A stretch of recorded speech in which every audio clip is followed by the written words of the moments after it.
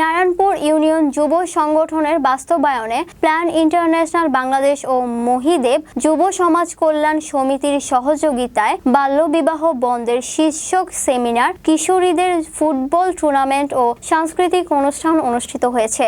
কুড়িগ্রাম প্রতিনিধি জানান, কুড়িগ্রামের নাগেশ্বরী উপজেলার নারায়ণপুরে বীর মুক্তিযোদ্ধা আবু হানিফ সরকার কলেজ মাঠে 12টায় অনুষ্ঠানের কর্মসূচি শুরু হয়। এ সময় বক্তারা বাল্যবিবাহের কুফল সম্পর্কে কথা বলেন, বাল্যবিবাহের ফলে কিশোরীদের সমস্যার কথা তুলে ধরেন। এই সময় উপস্থিত ছিলেন নাগেশ্বরী উপজেলার নবনির্বাচিত vice chairman Rabiul Islam Rubel, Narayanpur UP chairman Mostafizur Rahman, Narayanpur union যুব সংগঠনের সভাপতি শাহ আলম, মহিদেব যুব সমাজ কল্যাণ সমিতির ফিল্ড ফ্যাসিলিটেটর গোবিন্দ মালাকার সহ অন্যান্যরা।